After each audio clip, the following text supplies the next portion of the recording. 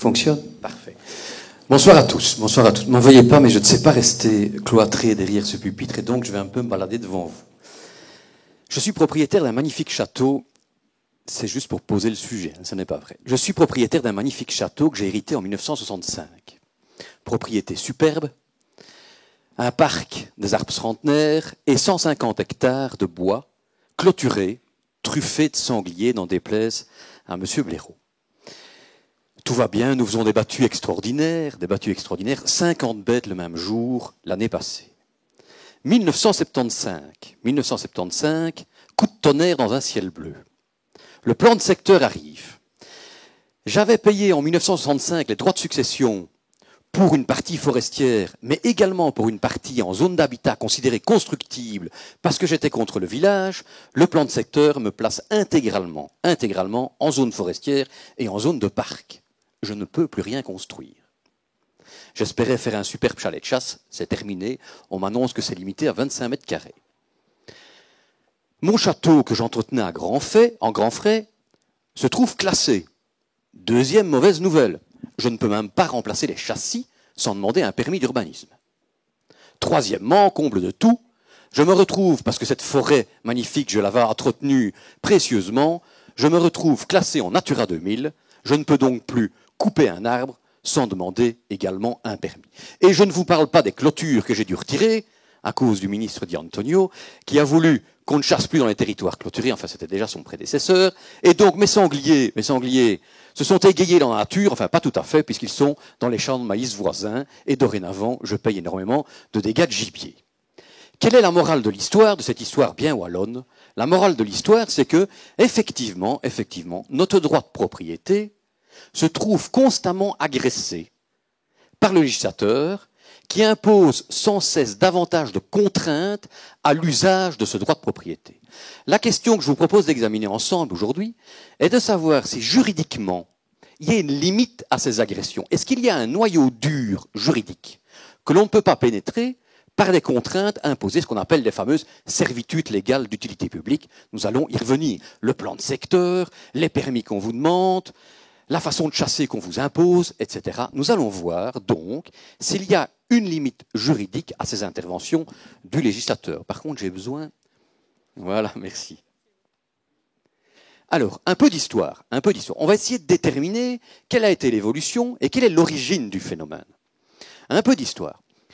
En fait, jusqu'à la Seconde Guerre mondiale, on a relativement peu d'interventions. On a les grandes expropriations, vous les connaissez essentiellement à l'initiative de Léopold II d'ailleurs, et ce sont surtout des travaux routiers, les grandes chaussées à Bruxelles, les grandes avenues à Bruxelles, etc., les grands projets. Mais en termes d'expropriation et donc de perte de propriété, c'est relativement exceptionnel. En termes de servitude, c'est-à-dire de limite à l'usage, ce n'est plus une perte de propriété, une servitude, nous y reviendrons. En termes de servitude et de limite à l'usage, on a très peu de contraintes à l'époque. On a les servitudes de halage, dont vous avez déjà entendu parler, on a les servitudes de fort, on a le code rural. C'est une servitude, les 2 mètres dans lesquels vous ne pouvez pas mettre d'arbre à outils, c'est également une servitude légale d'utilité publique. On a relativement peu de choses. Par exemple, le code forestier initial 1854 interdisait déjà, comme maintenant, la circulation sur certaines voiries. Mais quand vous lisez les travaux préparatoires de 1854, l'objectif de l'époque était d'empêcher les vols de bois. Donc, en réalité, ce n'était pas un but environnemental comme aujourd'hui. En réalité, à l'époque, la forêt est conçue uniquement dans un but économique. Et quand on y met des contraintes, c'est pour protéger cette fonction économique, mais ce n'est pas à but, c'est pour protéger les intérêts du propriétaire, en réalité, et ce n'est pas du tout à but environnemental. Le problème commence après-guerre. La fonction de l'État change, on va y venir. Le contexte socio-économique change, on va y venir également. Et qu'est-ce qu'on constate? Les grandes servitudes, les grandes contraintes sur le droit de propriété arrivent plus ou moins à cette époque-là. La première législation qui prévoit la possibilité de classer des biens, qui est quand même une contrainte lourde pour le propriétaire, cette première législation date de 1931.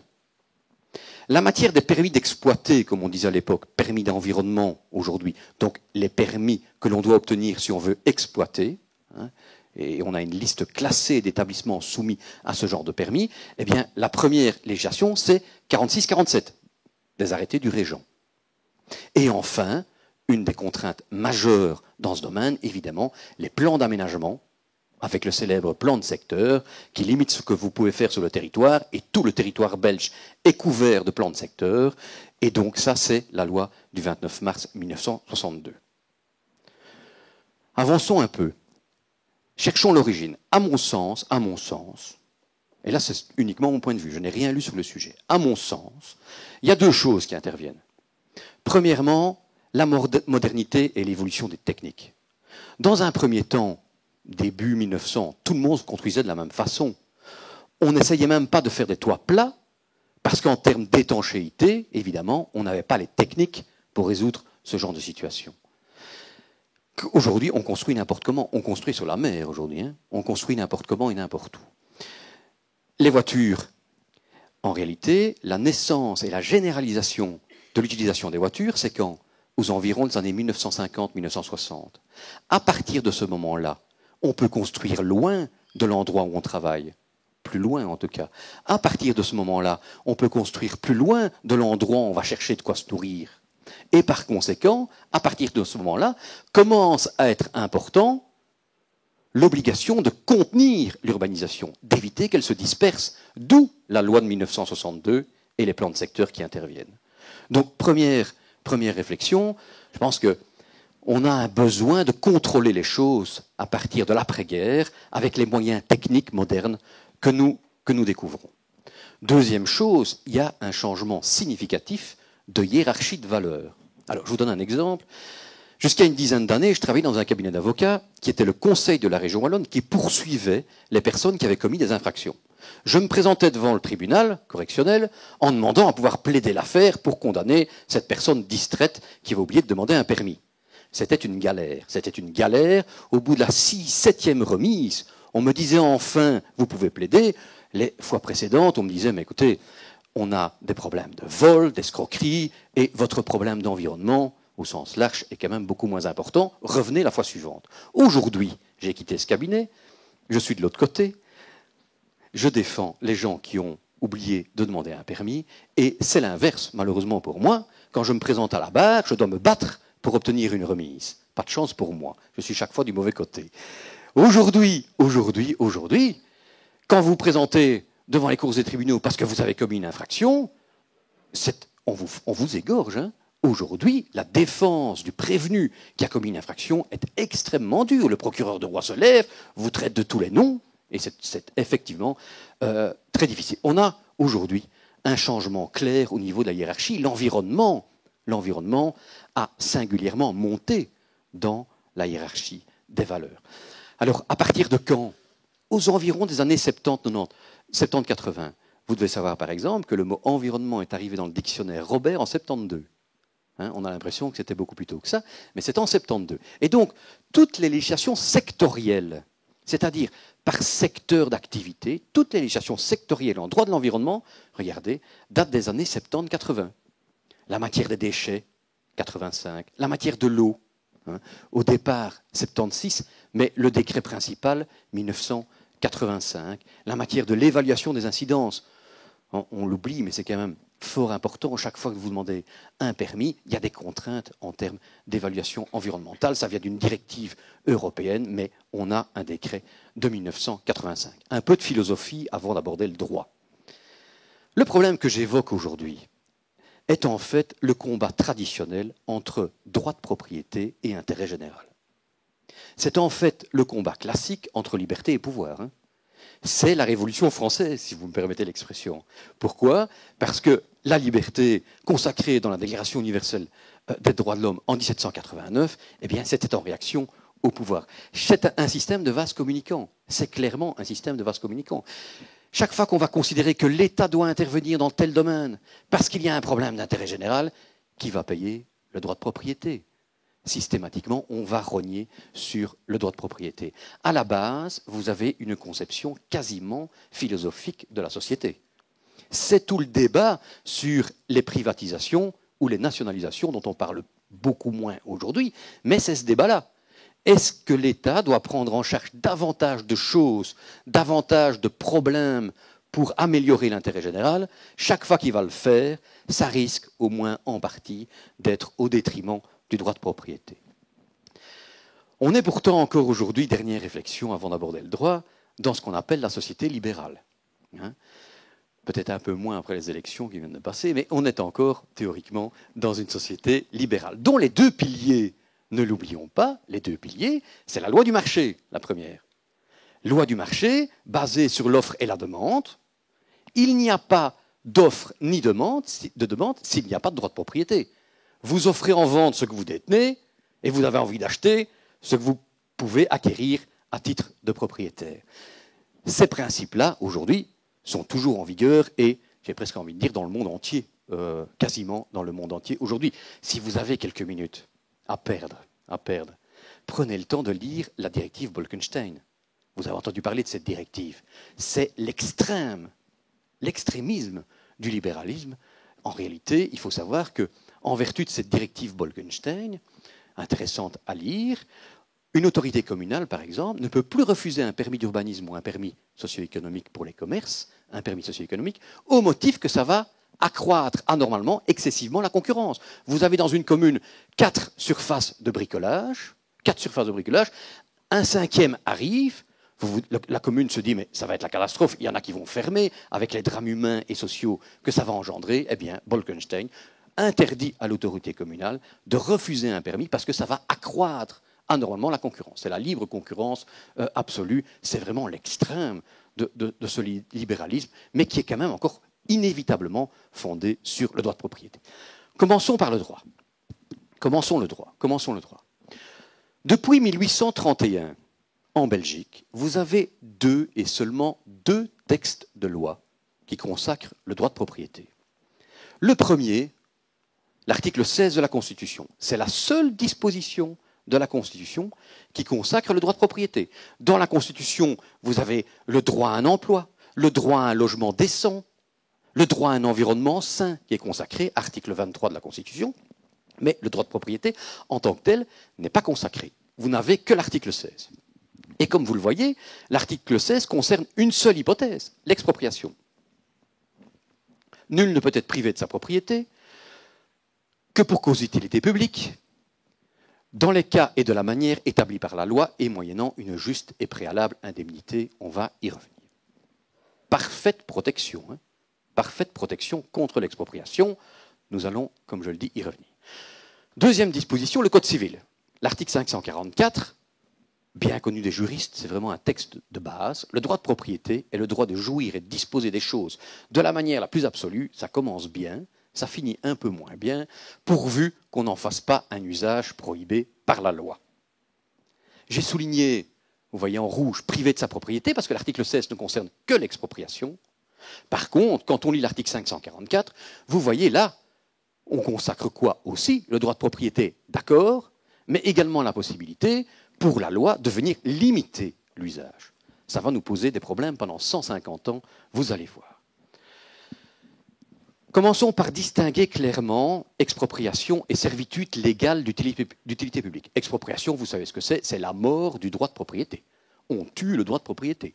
On exproprie, on retire de la propriété, vous perdez définitivement une partie ou tout votre propriété. Deuxièmement, la servitude légale d'utilité publique. Je parle de servitude d'utilité publique, je ne parle pas de la servitude conventionnelle privée. Le droit de passage que vous concédez à votre voisin, ça, c'est des relations civiles entre deux personnes. Ici, on parle de quoi? D'une servitude légale, imposée par la loi, d'utilité publique, en raison de l'utilité publique. La grosse différence avec l'expropriation, évidemment, c'est que quand on parle de servitude, on parle de limitation du droit d'usage. Vous restez propriétaire, mais vous ne pouvez plus faire tout ce que vous voulez. C'est la consécration de l'article 54. Eh bien, 544, pardon. Quelle est la grosse différence? Eh bien, chaque fois qu'on est en face d'une expropriation, vous êtes couvert, si je puis dire. Vous pouvez exiger une indemnisation, et nous, on va le voir, il y a toute une série de barrières à passer, on est parfaitement couvert. Par contre, rien, mais absolument rien, n'est prévu pour vous indemniser en matière de servitude légale d'utilité publique. Tout ce que j'ai énoncé tantôt, le classement d'un bien, les plans de secteur, l'obligation de demander des permis qu'on va éventuellement vous refuser, la législation sur la chasse, tout ça sont des servitudes légales d'utilité publique, pour reprendre les termes techniques précis, issus d'une police administrative. Alors, commençons par l'expropriation. L'intérêt surtout, parce que vous connaissez mieux sans doute l'expropriation que les servitudes légales le régime des servitudes légales d'utilité publique, l'expropriation, c'est le régime légalement parfait. Je vais y revenir sur ce terme. Donc, on dit dans les cas et de la manière établie par la loi et moyennant une juste indemnité. Premièrement, vous ne pouvez être exproprié que dans l'hypothèse où la loi prévoit ce moyen d'action, l'expropriation, dans l'hypothèse concernée. Prenons un exemple, vous êtes propriétaire de terres agricoles, on envisage d'y faire un zoning, une zone d'activité économique, eh bien, il y a un décret de 2004 qui permet aux intercommunales, c'est souvent elles qui vont agir, aux intercommunales, de prendre vos terres pour les revendre aux industriels dans un but, l'utilité publique, c'est le but socio-économique, créer de l'emploi et de l'activité économique. Mais il y a un décret, c'est-à-dire une loi, c'est la même valeur, un décret qui prévoit la possibilité pour l'intercommunal dans ce genre d'hypothèse d'agir. Première protection, on a un décret qui doit déterminer les cas dans lesquels on peut exproprier. Deuxièmement, la loi doit prévoir la procédure. Alors, petite remarque, on va avoir une nouvelle procédure à tous les coups. On en a une très vieille, qui date de 1962, qui est totalement dépassée, et dans le paquet de compétences transférées à la région, dont on a beaucoup parlé, il y a également la compétence qui était fédérale, mais qui va devenir régionale à partir du 1er juillet, de mettre en place une procédure particulière d'expropriation. Autre chose, c'est qu'on a une loi qui prévoit d'exproprier dans certaines hypothèses, mais il faut encore un arrêté du gouvernement qui vous autorise, dans ce cas-là, à exproprier. Vous avez donc le décret qui permet d'exproprier des terrains pour créer des zonings. Il faut encore un arrêté qui autorise, il faut encore un arrêté d'expropriation qui autorise l'intercommunal BEP, par exemple, ici à Namur, à exproprier Monsieur Tartampion pour tel terrain. Moralité, vous imaginez que vous avez d'abord, il faut qu'une loi autorise, comme je l'ai dit à plusieurs reprises, l'expropriation dans ce cas-là. Il faut un arrêté, ça fait déjà 2 contrôles, il y en a un troisième, c'est que l'arrêté n'a aucun effet. Si ce n'est que ça vous ennuie fort d'avoir un arrêté et pas d'expropriation. Mais il faut encore que le pouvoir expropriant saisisse un juge de paix et que le juge de paix valide la procédure en expropriation. Inévitablement. Troisième contrôle. Et enfin, ce juge de paix a pour mission de déterminer la juste indemnité. Alors, si vous prenez la définition de la juste indemnité, elle est parfaite pour le droit de propriété. Pas très gai de se faire exproprier, mais théoriquement, alors parfois on n'est pas content de ce qu'on reçoit, on estime qu'on aurait dû recevoir plus d'indemnité, mais théoriquement, quand j'examine la loi en tant que telle, la notion de juste indemnité, c'est complète, totale. Pour être précis, on doit m'indemniser de tous les torts et désavantages entraînés par l'expropriation. Donc, on a quoi? On a un régime idéal, qui était là en 1831 dans la Constitution, d'emblée, article 16, c'est parfait. Venons-en maintenant aux servitudes. Alors là, c'est exactement l'inverse. Exactement l'inverse. L'histoire commence en 1845, avec un avis préalable à un arrêt de cassation de 1845 du procureur général Leclerc. Qu'est-ce qu'il dit? Il constate que dans l'article 544 du Code civil que je vous ai rappelé là, il est marqué qu'on peut jouir et user de son droit de propriété de la manière la plus absolue, pourvu qu'on n'en fasse pas un usage prohibé par la loi. Il en déduit donc que le droit de propriété que vous avez est en germe contraint, limité par des lois à venir. C'est un peu comme si je vous donnais 100 € en vous disant « je peux vous les reprendre quand je veux ». Le jour où je vous les reprends, d'après cette théorie, vous n'avez pas perdu 100 €, puisque en germe, vous ne les aviez déjà plus.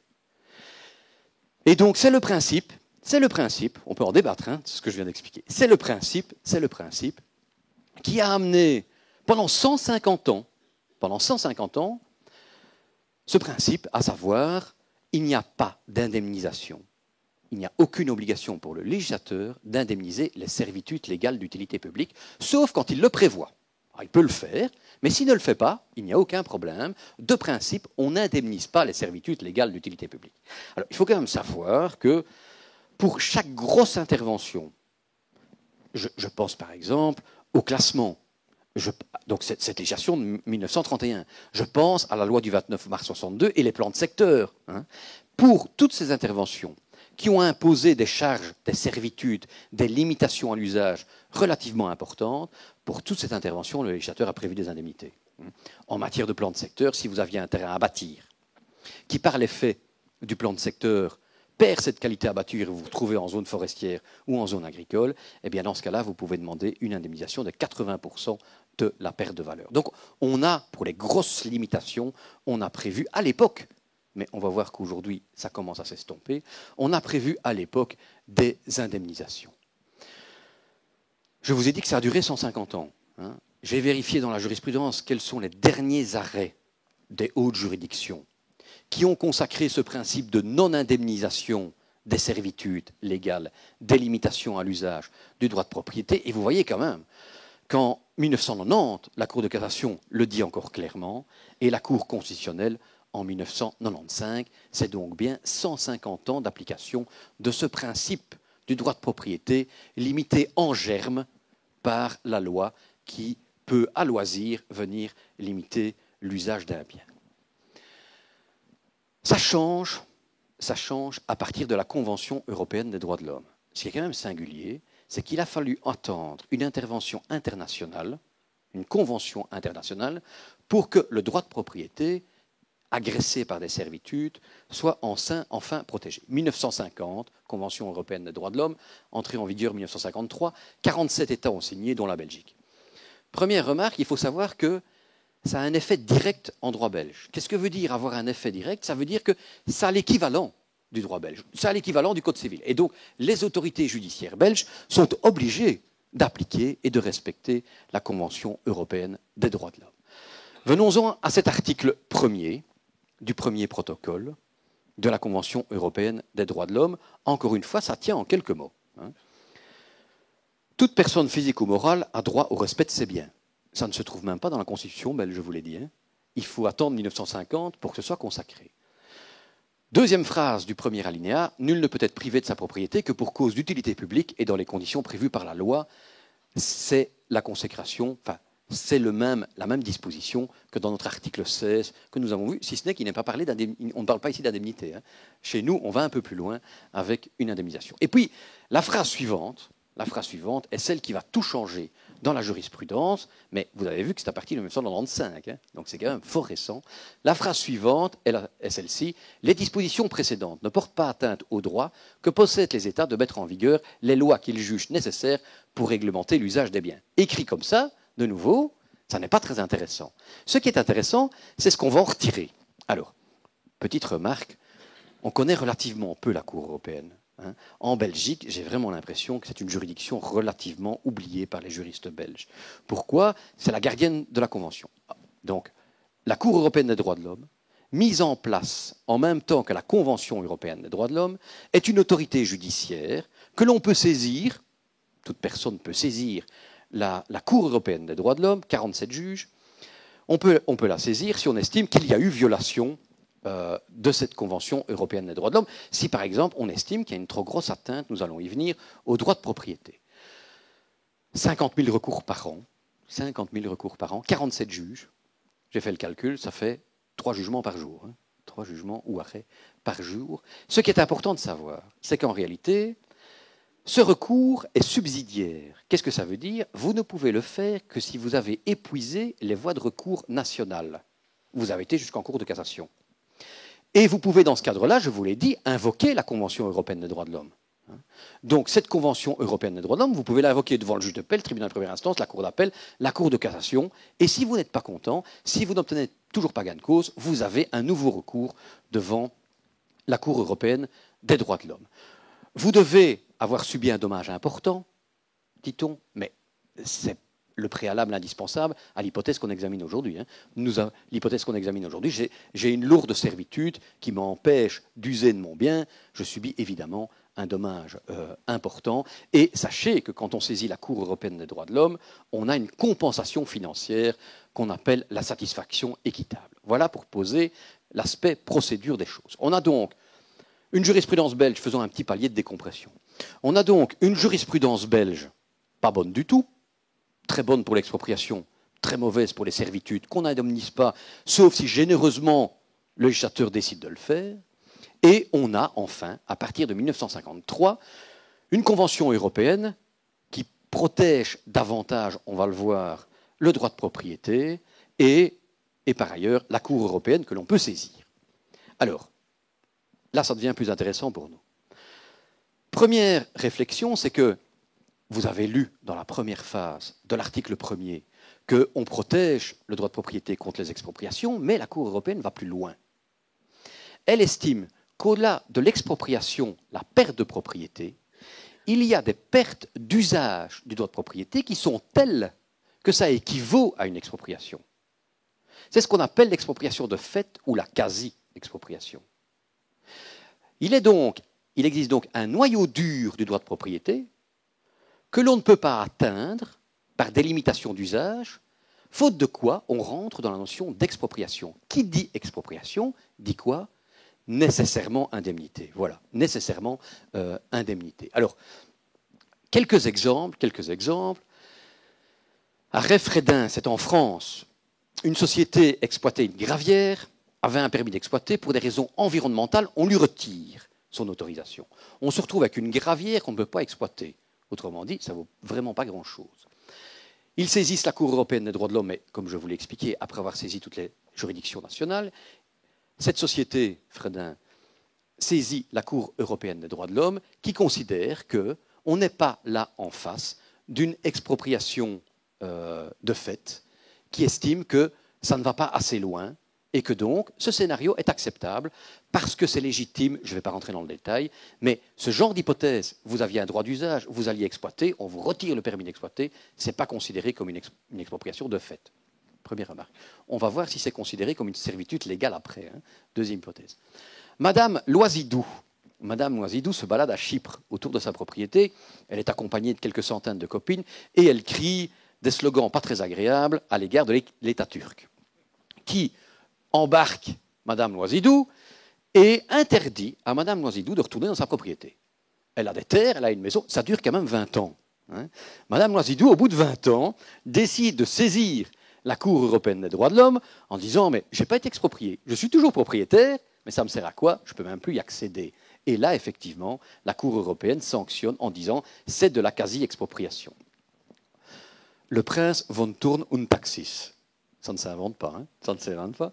Le prince von Thurn und Taxis est propriétaire d'une magnifique bibliothèque, 200 000 ouvrages, très anciens. En 1938, le régime nazi met en place une loi lui interdisant de vendre le moindre ouvrage et l'obligeant à entretenir l'ensemble. En 2000, quand même laissez passer un peu de temps le prince von Thurn und Taxis, j'adore le dire. En 2000, le prince en question décide de saisir la Cour européenne des droits de l'homme et obtient gain de cause. On a imposé de telles charges qu'en réalité, on est dans la quasi-expropriation. Je pourrais vous citer des centaines d'autres cas. On n'a pas trop le temps, j'ai pris les cas extrêmes pour vous montrer en réalité que cette notion de quasi-expropriation, on va voir avec des cas belges, hein, on aurait peut-être envie de l'utiliser, mais retenons qu'en tout cas, au niveau de la Cour européenne des droits de l'homme, il faut des cas extrêmes. Madame Loisidou, heureusement, en Belgique, je ne pense pas que si quelqu'un manifeste en Belgique, on va l'éloigner de sa propriété. Alors, venons-en aux servitudes. Heureusement, la Cour européenne des droits de l'homme va nous aider en partant du deuxième alinéa qui dit qu'on peut imposer des servitudes. La Cour européenne des droits de l'homme va mettre une limite à ces servitudes. C'est ce qu'on cherche, c'est l'objet du débat d'aujourd'hui. Alors, qu'est-ce qui se passe? C'est l'arrêt Sporrong et Longrot contre la Suède. Ces personnes sont propriétaires d'un bien. Malheureusement pour eux, on envisage de créer un viaduc. Je ne sais pas où, je ne sais pas dans quelle ville de Suède. On envisage de créer un viaduc. Et l'autorité publique reçoit un permis d'exproprier, l'équivalent de notre arrêté d'expropriation. Ça a une durée déterminée, mais ils le prolongent. Ils ont 5 ans dans un premier temps, puis on le prolonge de 10 ans, puis encore de 5 ans, puis encore de 3 ans. Au bout de 23 ans, ces gens ne sont toujours pas expropriés. Mais ils sont restés propriétaires, et surtout, en annexe du permis d'exproprier leur terrain pour créer le viaduc, en annexe, il y a également une interdiction de construire. Pendant 23 ans, Il supporte donc et l'interdiction de construire et l'impossibilité de vendre le bien.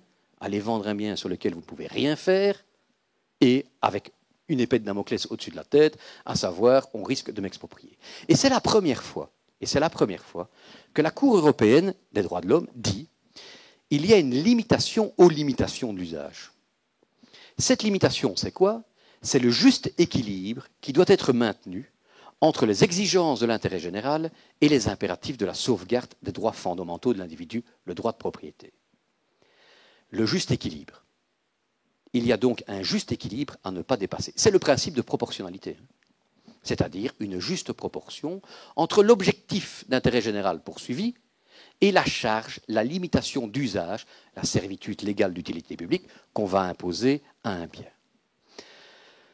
Si jamais on estime, quand la Cour estime qu'il y a dépassement de cette limite, du juste équilibre, du critère, violation du critère de proportionnalité, eh bien, il y a obligation d'indemniser. Alors, vous le constatez, on s'écarte très fort de la jurisprudence belge. Vous le constatez, on est en 1982.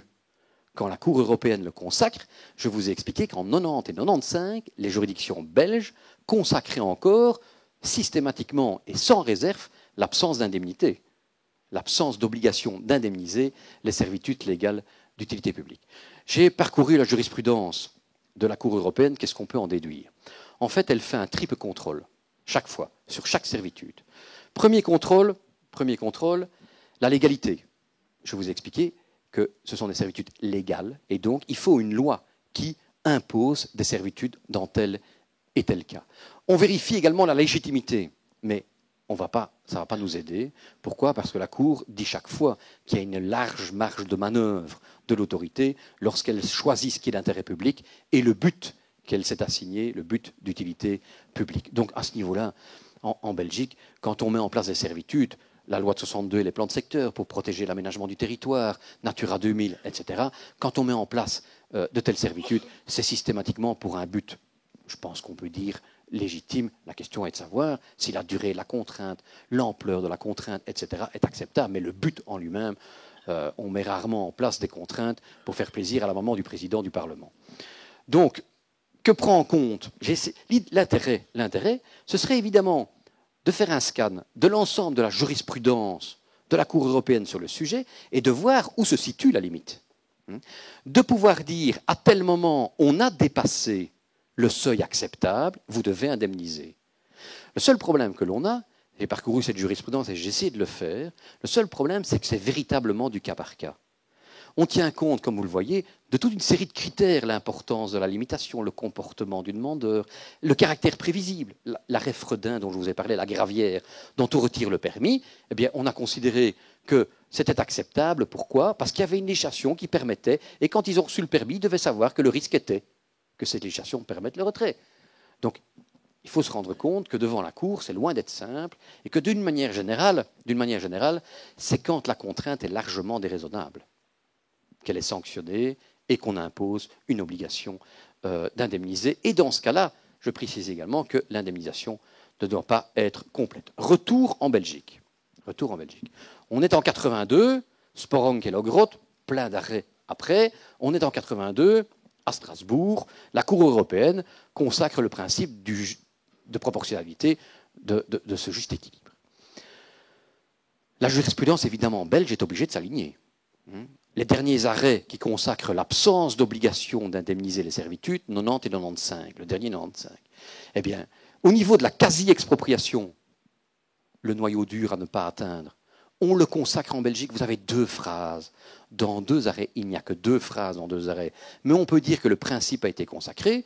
Ce que je constate malheureusement, le principe est consacré, mais jamais aucune décision belge n'a estimé que dans ce cas, il y avait quasi-expropriation et donc obligation d'indemniser.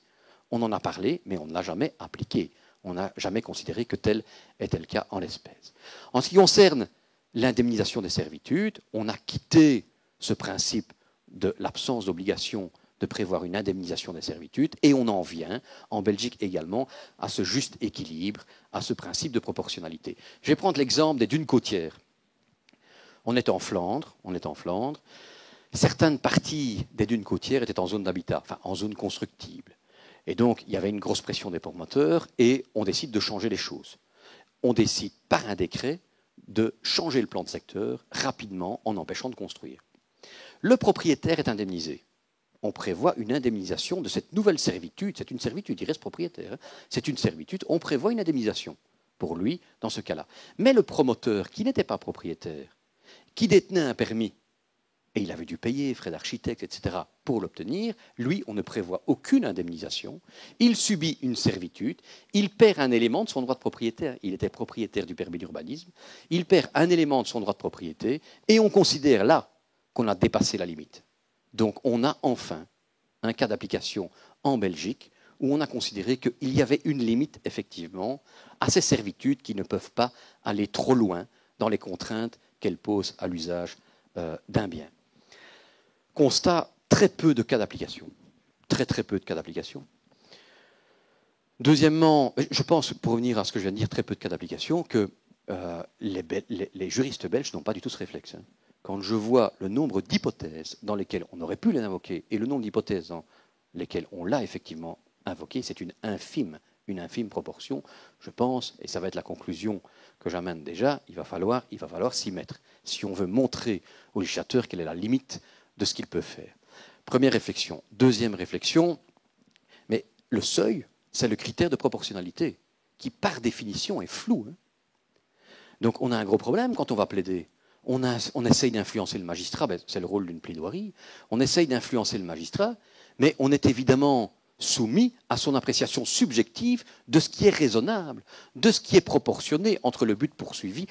Prenons un exemple.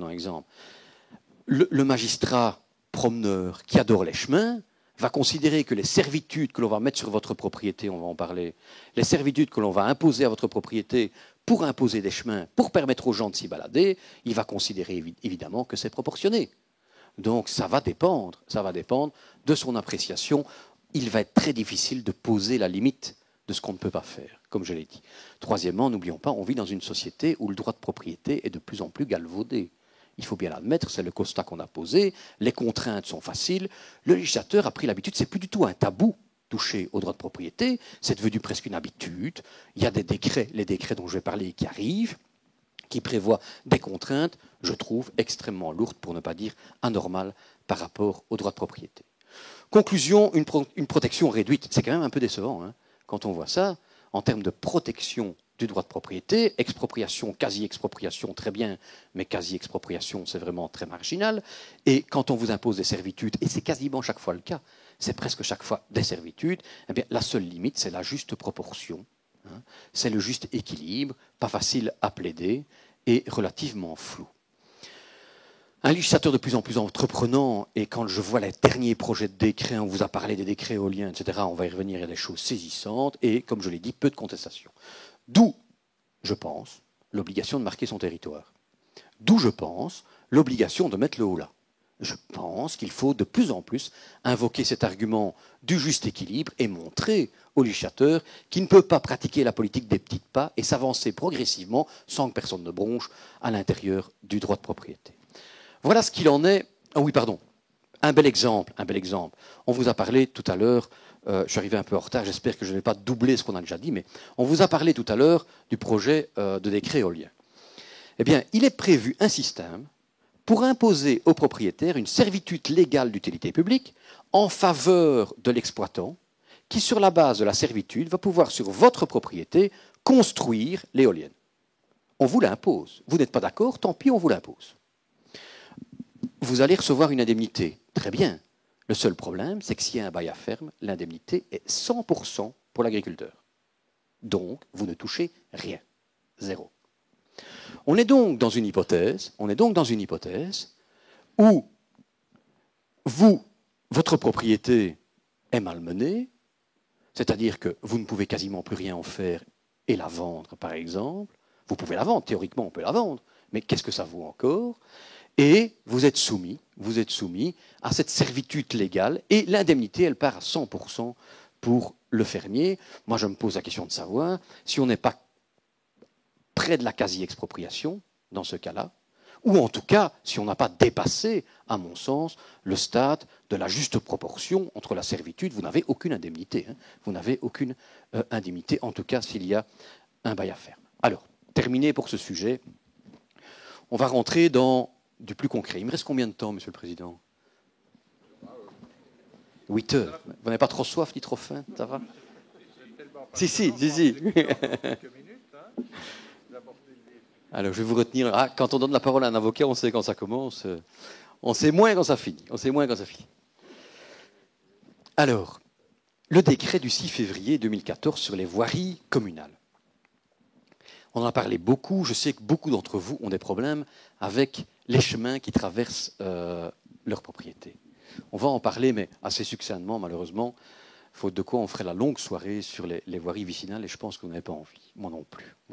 Alors, la situation préexistante au décret, on avait 2 régimes différents. Vous aviez les voiries vicinales d'un côté, et vous aviez, par ailleurs, les voiries innommées. Qu'est-ce que c'est que ce bazar? La voirie vicinale, vous savez, ce sont les voiries inscrites à l'Atlas. La voirie innommée, c'est quoi? C'est toutes les autres voiries. Toutes les autres voiries communales étaient classées dans la voirie innommée. La voirie vicinale était régie par cette vieille loi du 10 avril 1841. Elle a été abrogée, on a perdu une de nos plus vieilles lois, 1841, qui prévoyait ceci. Si je voulais supprimer, modifier, créer un chemin vicinal, le conseil communal proposait à la députation permanente qui décidait de supprimer, créer, déplacer un chemin vicinal. C'est encore une des dernières compétences de la province. Plus pour longtemps, c'est fini. Il y avait un recours possible des tiers intéressés.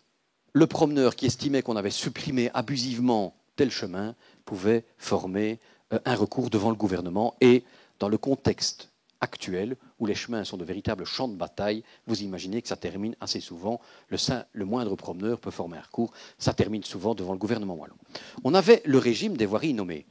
Un exemple de voirie innommée, c'est le lotisseur qui crée une voirie. Mais ce n'est pas un chemin vicinal, c'est une voirie que l'on rétrocède à la commune, eh bien ça fait partie des voiries innommées. Le régime se trouvait dans l'article 129 du Quatup, du Code wallon, bizarre. Hein.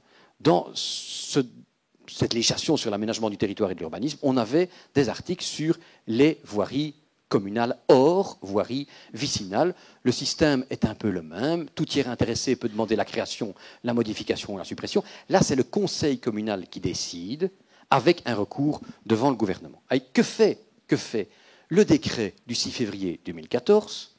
Eh bien, il décide d'un seul régime logique. Simplification, on est à une ère de simplification, et donc c'est pas mal fait sur cet aspect-là des choses.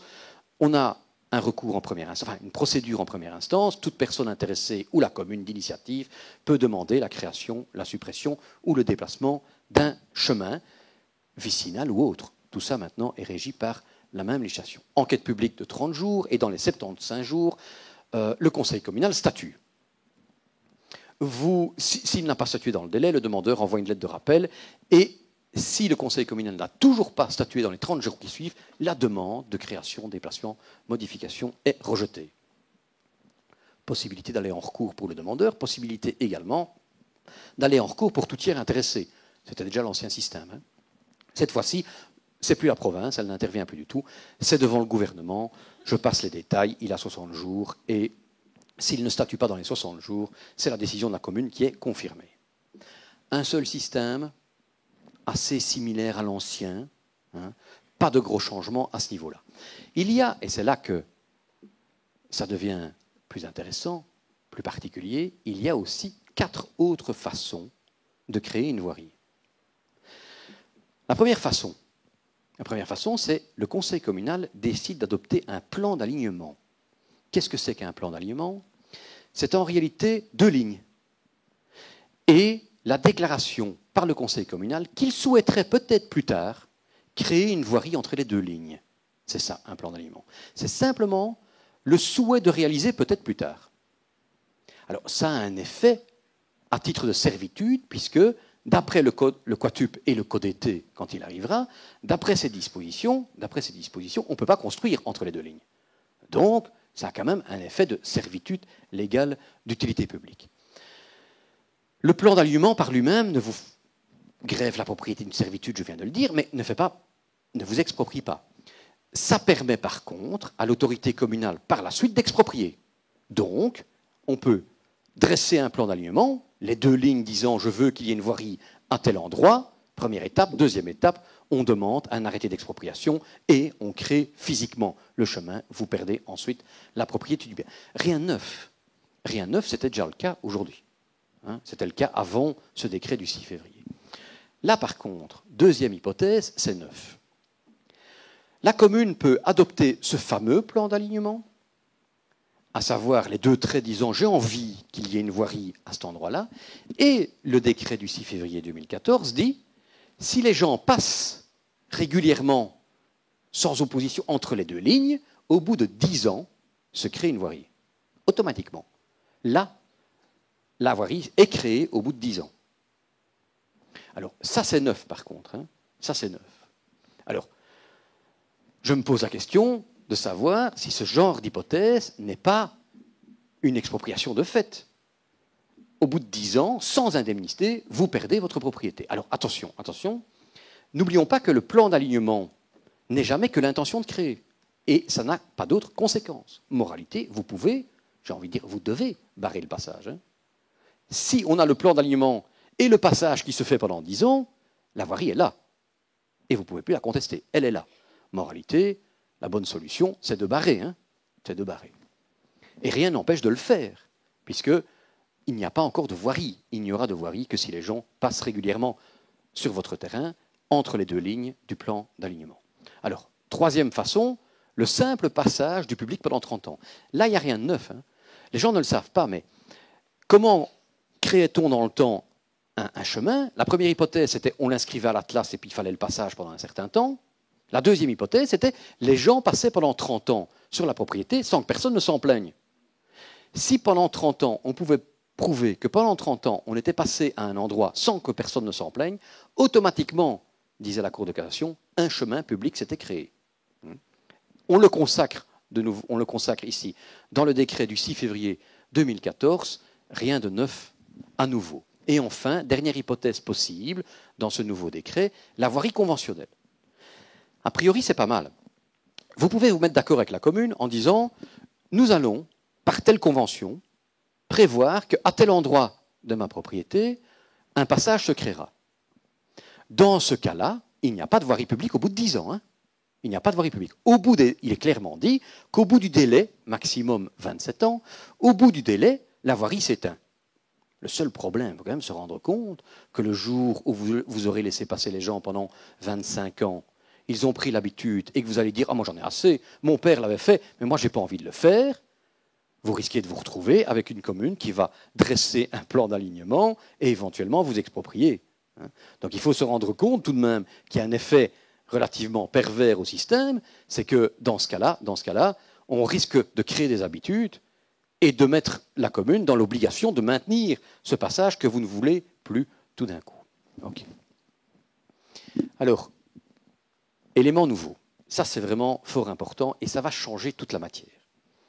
Vous savez qu'aujourd'hui, on a ce vieil atlas des chemins vicinaux qui date, la loi date de 1841, les atlas ont été faits juste après, 1844. À une époque où on se déplaçait beaucoup plus à pied, on allait à l'église, on allait rencontrer la famille, on se déplaçait à pied, et des chemins, il y en a un peu partout. Entre-temps, on a recréé des voiries sur lesquelles on passe en voiture, avec des trottoirs sur le côté, et donc dans l'atlas, vous avez toute une série de chemins qui ne sont plus utilisés depuis très longtemps. Je ne reviens pas sur le problème de prescription, ça dépasse un peu le cadre du sujet aujourd'hui, mais donc il y a un besoin évident d'actualiser tout ça, de dire ce qui existe, de dire ce qui a disparu, de dire ce qui est encore intéressant à conserver. Eh bien, c'est prévu. Les communes vont avoir l'obligation d'actualiser l'atlas. Cet atlas va être géré par la région, bonne idée. C'est-à-dire que la région va mettre au service de tous, de manière informatique, l'atlas des voiries communales de Région Wallonne. Vous cliquerez, vous irez voir telle voirie, vous aurez là le rassemblement de toutes les décisions administratives, judiciaires prises sur les voiries concernées. Très bien. Mais comme je l'ai dit, il faut actualiser les atlas actuels. Il faut voir si, par exemple, à tel endroit, c'est bien créer une voirie par le passage pendant 30 ans. Ça n'est pas d'atlas, mais il y a peut-être eu un passage pendant 30 ans, il y a peut-être une voirie publique qui s'est créée à cet endroit-là. Et aujourd'hui, vous savez qu'il y a énormément de débats. Il y a des sociétés, pas besoin de l'expliquer à certains d'entre vous. Il y a les sociétés, des ASBL, de défense des chemins, qui sont extrêmement actives, Balnam, Sentier.be, etc.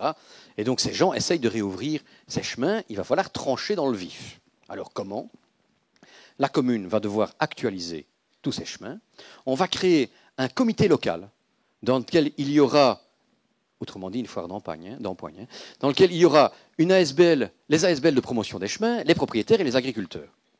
Ils vont rendre des avis à l'adresse de la commune qui va devoir trancher dans le vif en disant ce chemin a disparu, ce chemin existe encore, et dans tel ou tel cas, je souhaite en créer ou je souhaite en supprimer. Chose bizarre, et là encore une fois, par rapport à la jurisprudence et à la Cour européenne des droits de l'homme, il y a des questions à se poser. Dans l'hypothèse où la commune estime que telle voirie n'est plus très utile, on n'en a pas vraiment besoin, elle a le choix soit de la supprimer définitivement, soit de le mettre dans un nouveau concept créé par ce décret, dans une réserve viaire. Et ça vaudra plan d'alignement. Interdiction de construire, servitude. Qu'est-ce que ça signifie? Ça signifie donc que la commune déclare qu'elle n'en a plus besoin, parce que sinon, évidemment, on consacrerait encore. Par définition, on met dans la réservière quand on n'en a plus besoin. Et par contre, on va grever votre propriété ad vinam aeternam, sans limite de temps, de ce plan d'alignement inutile. Ça me paraît là relativement... Enfin, c'est assez clair que ce système est contraire pour moi à la Convention européenne des droits de l'homme, ce juste équilibre entre la contrainte et le but d'intérêt général. Tout ça n'est pas en vigueur, il nous manque encore les arrêtés d'exécution, mais petite réflexion, beaucoup d'entre vous ont des problèmes avec les chemins. Des gens essayent de réouvrir chez eux des chemins, passent par la force, coupent des clôtures, c'est parfois même fort agressif. Jusqu'à présent, je disais toujours, tant qu'on ne passe pas, ne faites pas de procès. Tant que la situation est vivable et qu'on ne passe pas chez vous, il vaut mieux ne pas lancer le procès. On ne sait jamais ce qui en sort. On ne sait jamais ce qui en sort, on ne sait jamais en face de qui on va plaider. Et donc, il est préférable, quand la situation est supportable, de ne pas lancer de procès. On peut éventuellement saisir le juge de paix pour faire déclarer que le sentier a, par exemple, disparu par non-usage pendant 30 ans. Mais je conseille toujours de ne pas lancer ce genre de procès. Par contre, si les gens passent, là, évidemment, il faut agir. Il faut agir. Si vous laissez faire, plus le temps va passer et plus ça va jouer en votre défaveur. Okay ? Maintenant, par rapport à l'Atlas, se pose une autre question. Il est clair que dans les années à venir, on va remettre les choses sur le tapis. Il est clair que dans les années à venir, la commune va se poser la question, elle sera obligée de le faire, elle va se poser la question de savoir si les chemins en question, ceux débattus, ceux que Balnam et les autres ont mis de force sur leur site en incitant les gens à passer, la commune va devoir trancher. Et j'espère que vous ne considérez pas que j'exagère ou que je suis trop franc, je crains un peu, parce que ces gens sont extrêmement puissants, Balnam, extrêmement actifs, et il faut admettre qu'il y a plus de voteurs que de lecteurs qui sont promeneurs que de propriétaires. Et donc, le jour où la commune va devoir trancher dans le vif et envoyer paître, si vous me permettez l'expression, ces promeneurs en disant « je consacre la thèse du propriétaire », ça ne va pas être simple. Ça ne va pas être simple. Elle ne pourra pas le faire, en tout cas. Elle ne pourra pas le faire si vous avez agi devant le juge de paix. Parce que si vous avez agi devant le juge de paix pour essayer de faire déclarer que la thèse de Balnam et des autres n'est pas valable, il faudra évidemment attendre la décision judiciaire qui arrive. Et donc la question que je me pose, c'est du cas par cas, il faut l'examiner au cas par cas, mais la question que je me pose est de savoir si maintenant il n'est pas préférable dans certains cas d'agir, plutôt d'attendre que ce comité tranche, peut-être pas tout à fait objectivement, et le politique aussi, peut-être pas tout à fait objectivement, tranche la question de savoir si tel chemin existe ou non. Dans ce cas-là, moi, honnêtement, je préférais saisir le juge de paix. Voilà. Comme le temps passe, je pensais vous parler du code d'été, mais une autre fois peut-être, ou après, autour d'un verre. Je vais en rester là. Seulement pour vous dire encore ceci en guise de conclusion, l'époque qui vient est déterminante. On est vraiment, je pense, à un carrefour. Quand vous voyez les décrets qui arrivent, le décret éolien, le code d'été qu'on va sans doute revoir, c'est assez probable qu'on le revoie, et les autres, enfin, Natura 2000 qui se met en place, etc., on constate quoi? C'est que dans les années à venir, on va continuer à avoir des interventions du législateur qui empiètent sur le droit de propriété, qui réduisent l'usage du droit de propriété. Je pense qu'il est temps de se lever, de marquer un haut là, de montrer les limites à ne pas franchir et d'expliquer au législateur que tout n'est pas permis. Et donc, je pense effectivement que dans les années à venir, j'ai presque envie de dire dans les mois à venir, NTF va avoir l'occasion, très certainement, de manifester son opposition par rapport à des décrets comme le décret éolien, qui est extrêmement agressif pour le droit de propriété. Et donc, je pense qu'on aura l'occasion de reparler de la Convention européenne des droits de l'homme. Voilà, merci à tous et bonne soirée.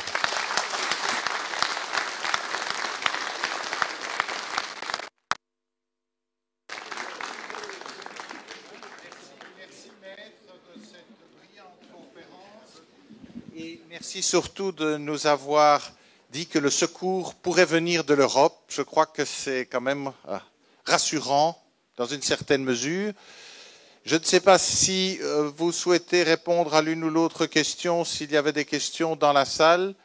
Je ne sais pas si vous préférez poser les questions autour d'un verre ou la poser ici dans la salle. Si vous permettez, Monsieur le Président, j'ai reçu une liste de questions.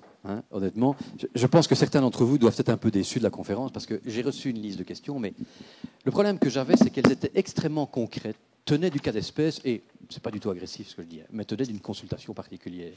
Et donc, j'avais un peu peur d'ennuyer tout le monde avec le cas particulier de Monsieur X ou Monsieur Y. Je suis tout à fait disposé à répondre aux questions que vous voudrez, mais j'ai eu du mal, en préparant cet exposé, de faire le grand écart entre les principes généraux, je trouvais que ça valait la peine de vous en parler, je pense que c'est la base des interventions à venir, les principes généraux et le cas particulier de monsieur qui a un problème sur son chemin à cet endroit-là. Voilà. Donc, désolé pour les gens qui ont posé des questions et désolé de ne pas avoir pu y répondre, mais je veux bien essayer maintenant, si vous voulez, je veux bien essayer maintenant.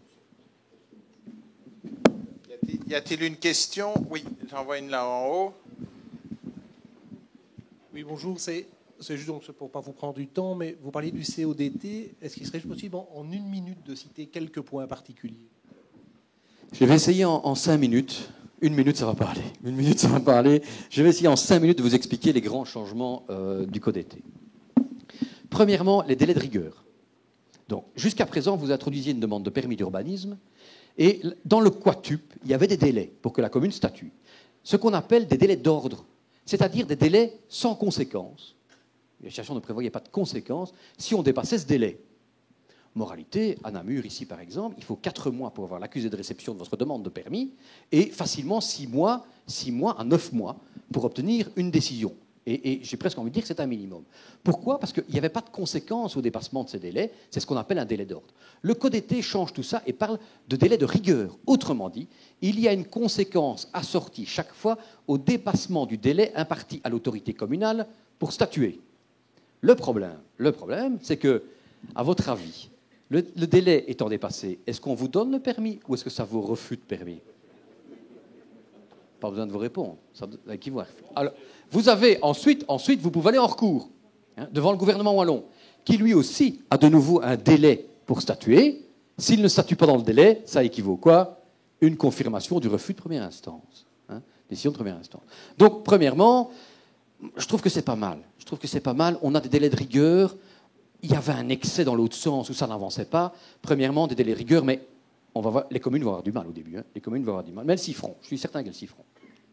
Deuxièmement, on nous dit, c'est le grand mot d'ordre du CODT, terminer l'urbanisme de contrainte, terminer toutes ces normes tatillonnes, les règlements communaux d'urbanisme, etc. Nous allons faire dorénavant un urbanisme de projet. Vous allez donc beaucoup plus réfléchir à vos projets d'urbanisme et vous aurez beaucoup moins de contraintes. Je suis désolé, c'est faux. C'est complètement faux. En réalité, qu'est-ce qui s'est passé? On avait beaucoup de dispositions à valeur réglementaire. Le plan de secteur, etc. Qu'est-ce que ça veut dire? Vous devez les respecter. C'est le 120 à l'heure sur l'autoroute. Vous devez le respecter. Allez dire aux policiers, je roule à 140, mais il n'y a pas de danger. Ça ne marche pas. Donc c'est la même chose. C'est le 120 à l'heure sur l'autoroute. Il y a des dérogations prévues par le Quatup, mais premièrement, elles sont limitées. Deuxièmement, il y a toute une série de conditions à respecter. Vous les respectez, vous n'en avez quasiment jamais de dérogation. Par rapport à ces dispositions à valeur réglementaire, on a dans le Quatup des dispositions à valeur indicative.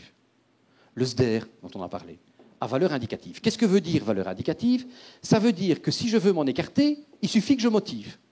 en expliquant que mon projet est opportun. Super, super, facile. Alors, dans le code été, on nous dit, eh bien, génial, puisqu'on veut que ce soit plus souple, nous allons mettre beaucoup plus des documents qui avaient valeur réglementaire, on va les passer en valeur indicative. Les règlements communaux d'urbanisme, les plans communaux d'aménagement, les PCA passent en valeur indicative. Très bien. Et on nous vend cette modification en disant urbanisme de projet et plus urbanisme de contrainte. C'est faux. Pourquoi? Parce qu'en fait, ils ont rajouté ceci. Dorénavant, quand il y aura valeur indicative, dans la motivation, vous devez démontrer que vous rencontrez des conditions pour vous en écarter. Alors, on passe d'une dérogation, on est passé à quoi? Valeur réglementaire, dérogation, conditions pour s'en écarter, à valeur indicative, conditions pour s'en écarter. Qu'est-ce que ça change? Rien. Si ce n'est que des documents qui avaient la valeur indicative quatuple, il suffisait de motiver pour m'en écarter, dorénavant, ils ont la valeur indicative code été. Et cela, pour m'en écarter, j'ai des conditions strictes. Par exemple, le PCA. Super, il devient un document à valeur indicative. Vous pensez qu'il suffit de s'en écarter pour motiver? Non. Dans les conditions, il y a ne pas porter atteinte à une donnée essentielle. Alors, madame, tout de suite, me dit, c'est quoi une donnée essentielle? Je suis bien d'accord, ne me posez pas la question, j'en sais rien. Je n'en sais rien. Ça va être du cas par cas, ça va être quoi? Vous aurez manifestement une donnée essentielle. Hein. C'est durée plus 1, vous faites durée plus 5. Hein. Manifestement, c'est une donnée essentielle. Vous aurez des hypothèses dans lesquelles, manifestement, c'est pas du tout une donnée essentielle, c'est un point de détail. Et puis, vous aurez la zone grise. Et dans la zone grise, ça va se négocier. Pire, ça risque de se plaider devant le Conseil d'État. Hein. C'est le Conseil d'État qui va... Donc, non seulement c'est pas plus souple, mais en plus, c'est insécurisant sur le plan juridique. Voilà. En deux mots, mais le code été va être... Je suis presque convaincu. On verra dans la déclaration de politique gouvernementale qui va nous arriver, mais il est obligatoire de le revoir. Il faut savoir que c'est la réforme qui a coûté le plus cher, 2 millions d'euros, de toute l'histoire de l'aménagement du territoire, c'est la réforme qui a coûté le plus cher, plus ou moins 2 millions d'euros, 1,8 million, je crois, un peu plus d'1,8 million. Eh bien, figurez-vous qu'ils ont encore réussi. Il y a 2 titres 2, il n'y a pas de titre 3 dans les chapitres, et il y a un titre 4. Il faut quand même le faire. Hein. Faut quand même le faire. Donc, on est quasiment certains qu'ils vont devoir revoir, encore une fois, le code été. Il faut savoir que la nouvelle majorité, c'est-à-dire CDH et socialistes, avaient déposé des amendements qui finalement étaient rejetés. Donc je présume qu'ils vont vouloir retravailler le texte. Heureusement. L'entrée en vigueur du code été, c'est 1er janvier 2015. Il est assez probable, mais nous le saurons dans la prochaine déclaration de politique gouvernementale, il est assez probable qu'ils vont prévoir la réforme du code été avant qu'il n'entre en vigueur. Hein. Phénomène bien wallon. Hein. Donc avant que le texte n'entre en vigueur, on le réforme déjà.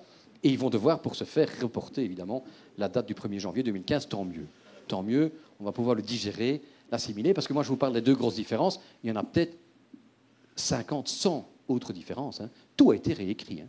Tout le quatuple a été réécrit. Mais si vous voulez, un jour, je vous expliquerai dans le détail le code été, si vous le souhaitez. Merci maître. L'heure tournant, je vais proposer aux 2 autres intervenants de peut-être poser leurs questions pendant la réception à maître.